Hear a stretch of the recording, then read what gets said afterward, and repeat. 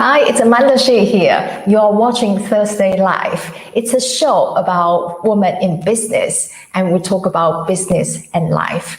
Today, we are joined by Josie. She is a senior managing, she's the senior business development manager and also a consultant for business solution. And she's also a mentor for startups. She works with both startups and also established companies. Josie, welcome to the show. Hi everyone. Hi Amanda. Thanks for having me here. It's great to be here. Yeah. First, I would like you to introduce briefly to people, like what you do, what's what field you are the expert. Okay. I think you've already given quite a good introduction in your intro. So I am a senior business development manager with a local company here in Malta. But I also do some consulting for startup companies, or at least I mentor nowadays because it's something which evolves, basically. Like you, I like to learn about startup businesses, especially when they are coming from women. Ideas which originate from women or teams of women that have ideas not just for, the normal business sector, but also for social elements of society. Often what I do tend to see is that women notice things that sometimes get overlooked by the major big companies. And it's these startups that I like to mentor or help. I think that's okay. Basically my role at the moment. So I know you have mentored startups quite a while. So can you tell us, what are the steps usually a startup goes through to actually start a company? Okay, that's an interesting question. I'm sure that a lot of people would like to know more about this. Often, I don't know, the discussions that I have with people in general about ideas comes through a normal conversation where I haven't planned to help anyone. It's always like that. I'm somewhere and someone says, I've always had this dream, or I'm currently thinking about doing this, or I have an idea, or we see a gap in society. We say, why don't we try to address this problem? And that's where often startup ideas get born. So the phases always start from an idea. Now the idea, if it's just in our minds, it stays there. But once you have two people discussing an idea, the idea generation starts to get bigger because you have input, you have feedback. And even if you didn't want to share it with the world, I often find that people, once they've talked about it, they start to visualize that idea, and their desire to make it happen starts to grow. So idea generation, definitely the first step, the first click in the process. And then the phases that come after, it depends really on what type of idea. If it's a tech idea, often I would find that the tech person starts making that happen, turning that idea into a product. And that's where I often come in and try to stop the person and say, okay, great, you have the idea, it's great that you're already developing the product, but why don't we see what the market wants? Will this idea, make sense, to the market? Because I don't want you or, the person with the idea investing a lot of time and energy and, losing sleep over something that, just might not be right, because often the idea is generated in a silo.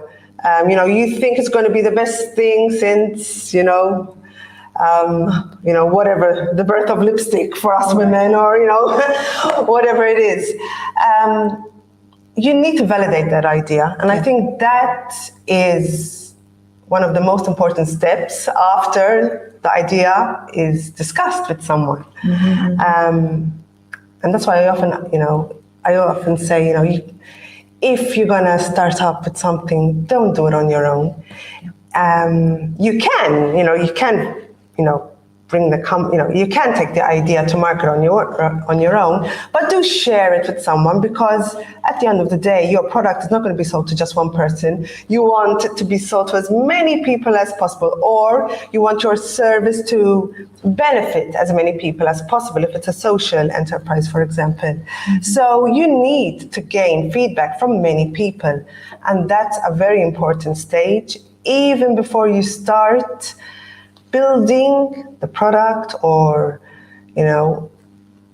giving out the service, because what happens is you want the idea to grow in a nice fashion, and you don't want to sort of be shocked that the market might not be ready for your idea, or the market it's just not a fit. Mm-hmm. And I do find that the validation stage is very important, mm-hmm. To reduce the amount of surprises that yes. always scare us and sometimes force us back, yeah. To take back the idea and hide it back in our closet or in our mind. Mm-hmm. So that's the second phase. Mm-hmm. Of course, before you go to the third, yeah. I have a quick question. Yeah. Because I know, Josie, you are coming from IT background, yeah. right? So do you find when people come to you, they have this idea is for software, for IT, you feel you can give them more feedback? Yeah, so initially, I think I did sort of tend to work a lot with the IT startups. But now, since, from a career perspective, I'm doing various I hold different roles. Yeah. Now when I'm mentoring, it's more about mentoring to help and assist social enterprise. Mm-hmm. Ideas that will help society. Mm-hmm. It's not just about, okay, let's build something and sell it. I like to, especially with the women, I tend to find that there's a lot of women with good ideas. Sometimes they don't want to have a commitment of full setup of a company, or they don't want to employ a lot of people. They don't have the time for that, but they want to do something that they know they can help in a way, and what they're doing or what they're offering will be beneficial for society. And that is something what we call social enterprise. Okay, you answer my question. Yeah. So I think you just broaden, not just IT. You actually broaden so much more. You can actually coach people through. And that's really fantastic. So tell us about the phase 3.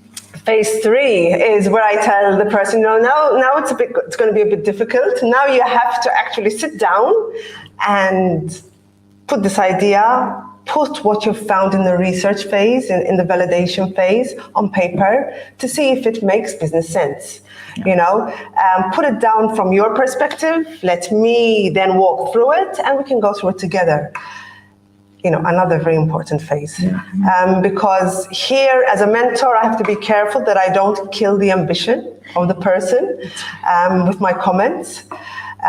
Because you have to, it's like someone has presented their newborn to you. You're not going to say, oh, what an ugly baby that is. No one has the guts to say it. I know that we all adore babies, but you have to be careful about what you say, because if you're not careful with your words, if you're not careful with your feedback, that person in front of you just might not take the next step. And to be honest, this is something which is very common. I'm sure we all have had ideas. I want to open a dance studio. I want to be a photographer like Amanda and open a studio where I just, roll out projects one after another.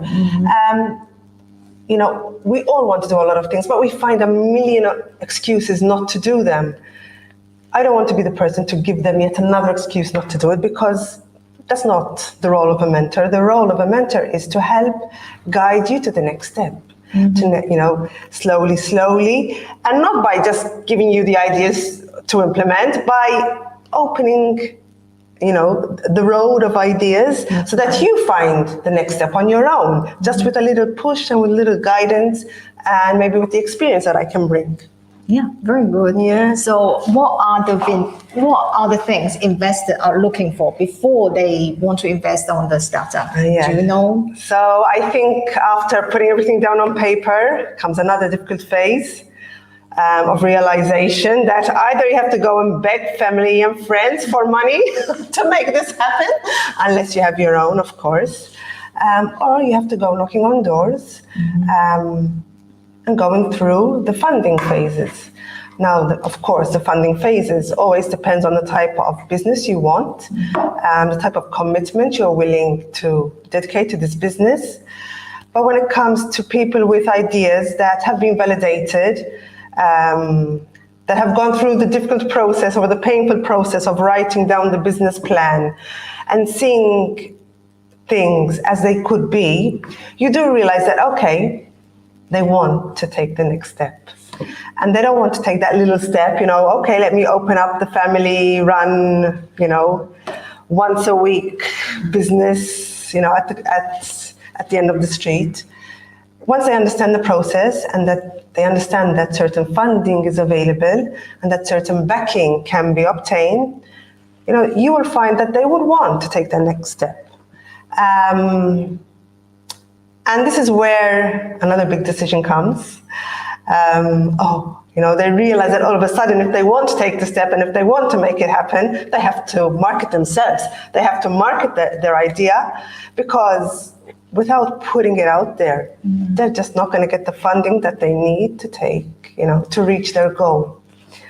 And now there are a lot of people are doing, like, they're having the startup idea. They really want to get funding. They really want to get investors who are interested in their own ideas and projects and things like that. So what are the things they can do to make them stand out and different and then eventually get funding?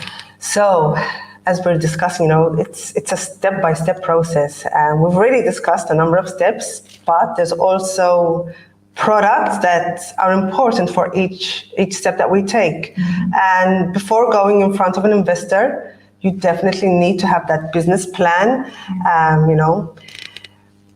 completed, and not just, a piece of paper with a lot of writing. Nowadays, everything is visual. Everything we look at has to catch our attention. Why? Because there's just so much that our attention can focus on. There needs to be something which catches the eye of the person, of your audience. And it's no different when it comes to the startup funding process. More or less, it's a bit more difficult, in my opinion, because I've seen it happen over and over again. You have this person full of enthusiasm, ready to present their business plan. It's a difficult step, because here you are sharing your idea again with yet another set of people. But this time, the set of people are not really, I'm not going to say they're not on your side, because everyone wants to see people, become successful and grow ideas. But it's not like having your mentor who is gently pushing you. The investor is going to come to you with a lot more difficult questions. Yes. And they're going to ask, and they're going to stop at every stage that they're not sure of. Yeah. And, sometimes we just don't think they're going to ask something about the person, the team behind the idea. You find a lot of sole entrepreneurs. They think that just because their idea is great, their product, they've created it, it might be tech, and the developer has created the product, and they think that's enough. They think that the investor, if they see the product and they see the business plan and they just hear a voice talking, it's going to be enough. But no, often the investor wants to make sure that where they put their money, there's a solid foundation, and the solid foundation must be someone who has passion, but also someone who's presentable. And if it's more than one person, the roles of the different team members. And something which I find quite interesting, and I think this brings together what you do. It's okay to go into a pitch, expecting expecting the people there to engage with you as a human, sitting in front of them. But although you're sitting in front of them, I do find that a lot of the investors will stop on the page where there is a team structure. Now, this is very important. We used to think, okay, if you have this organogram, with the boxes, it's enough. Nowadays, no. People want to see faces in the boxes where you have particular roles already set out. Mm-hmm. And that face, has to sort of jump out of the page. Mm-hmm. So it's not enough just to put in, 3 black and white passport-sized photos into this business presentation, which you've dedicated half a summer to. Those little pictures that you put in, mm-hmm. they really need to stand out. Mm-hmm. And they need to reflect mm-hmm. the person that the investor is seeing in front of them. Mm-hmm. So if you're here all energetic, but in the photo, you just haven't taken the effort, you're just sitting back in your worst t-shirt, that's not gonna, engage the investor. Yeah. It's gonna raise questions. They're gonna say, okay, if they're not willing to put on a shirt or willing to put a smile, on for a photograph, which they've put into the business presentation, how can I be sure that they're willing to make my money grow? It's all about joining the dots here, really. They want to see actually you invest in yourself first. Yes. Right. They want to see okay, maybe because that headshot is professional, it looks good. They will look at this person, you will invest on marketing. And that's important for this project because we need good marketing. So that we're taking into account. And you think about nowadays, social media, everybody's on social media. Do you think the investor is not going to spy on you on social media? Of course they would. They will find out your LinkedIn, they will find out your Facebook, Instagram, right? Yeah. They try to find everything to have a feel about this person. Would that be worth it to put my money to it? And that's what I'm interested. I think a lot of sole entrepreneurs in the beginning, they forget, or they don't see themselves as being the future CEO of a company, or being the person that has to go through multiple rounds of funding. And at every stage of funding, the scrutiny gets tighter and tighter because you're asking for more and more and more funds. Yeah. So that's initial picture, or that picture that, the investor can pick up from social media. Mm-hmm. It's more important than we think, Yes, I'm sure. It's part of the marketing asset, and you will find that is so useful. You can use it for so many times and a few years as well. And for people who think it's a luxury, we shouldn't have a professional headshot, we just use our phone to take a photo and put on the brochure. What do you think? I used to do that in the past, but then once I took my first photo shoot, my first professional photo shoot, I must admit it wasn't with you. I hadn't met you before. Mm-hmm. It was, I think, 8 years ago, when I realized that, I needed to invest in myself. Yeah. I needed to take that shot. The feedback that I started getting from a professional aspect was totally different. Mm-hmm. And that's when I realized, okay, so it wasn't just about getting the professional shot from anyone. Now I need to up my game. I need to find that photographer who can really bring out my professional character, out in the picture, which I'm going to present and plaster everywhere. Because, that's the window where I'm letting people come and engage with me.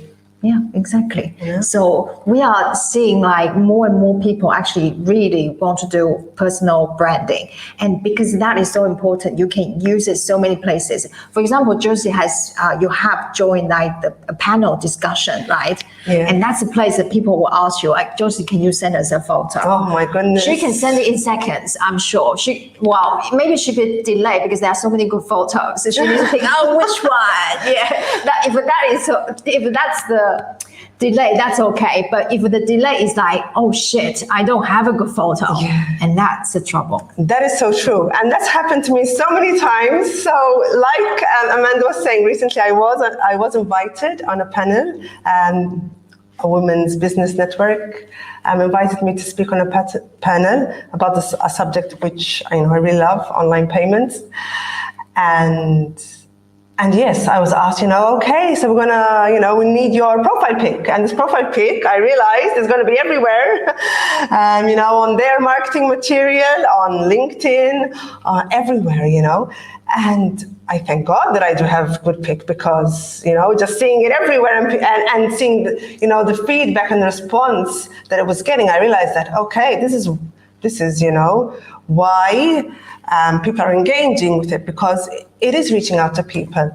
And then I did find that on the panel, even before I started speaking, people felt like they knew me already. Oh. Really, I was like, oh, you're Josie going to be speaking. Okay, yeah, it is, But because they could relate to the picture that they had seen, which brought them to the event, but they could see that it's the same person, and it's like, okay, she does exist, and we're going to hear her speak.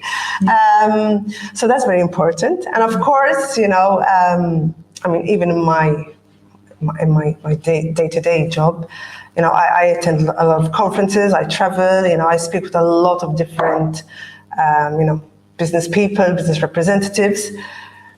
They engage with me, first, we engage with each other on social media. So again, the profile pic is very important as a window of getting to know one another. But even when you're traveling and going to conferences, you don't want to be that nobody in the conference. You've invested, the company has invested to send you out there.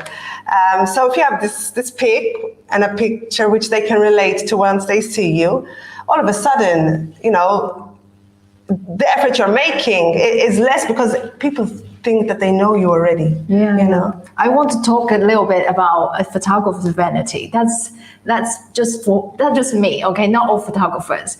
Like sometimes when I see the brochure or posters of all the speakers, all right, they're all laid out, and I look at particular photo, that one stand out, that one's beautiful, and I took that photo. That gives me so much joy, and it's like something.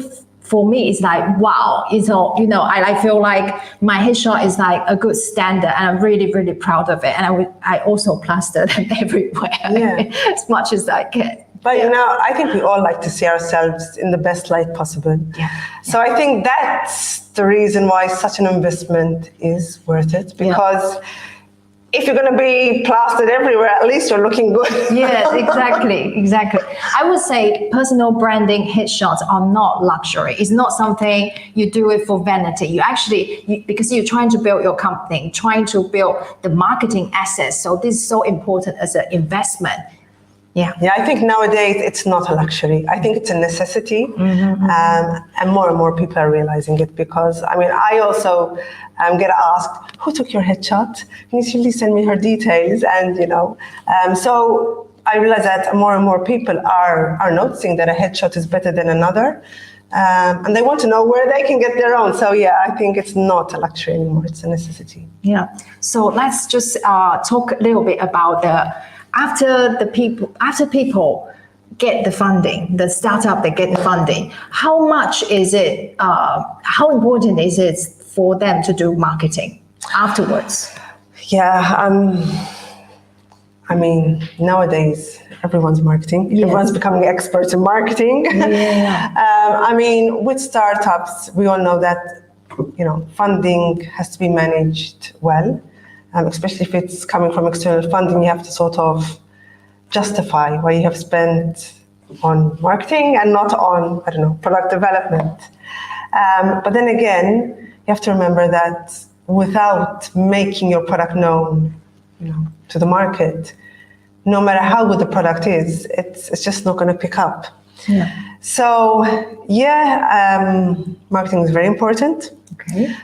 We could go on and and talk about the shots of the product and the shots of the screens and the shots of, bringing your product to life. Marketing is everywhere these days. Yes. We even see children unboxing toys, and people thinking that, oh my God, that's the best marketing tool ever because my kid wants that box that other kid has, So, with the startup, marketing is just as important as the major companies. Yeah. It's not something we can overlook, but just to go back to the subject that we're talking about today, personal branding, personal marketing should be something that we think about constantly, especially if we're alive in the business world, Yeah. be it from a startup perspective or be it in an established business. You know, personal branding, personal marketing is something which should be done every day, in my opinion. You have to be the brand on a daily basis with the way you present yourself, but also the way you present yourself on social media. And if it's just that pic that you have on social media, then that's the marketing that you have to look after. So if you're having a good idea and you need a mentor, you know where to look, okay? So thank you for joining us today, and I really enjoyed this conversation with you, Josie. I enjoyed it as well. Yeah.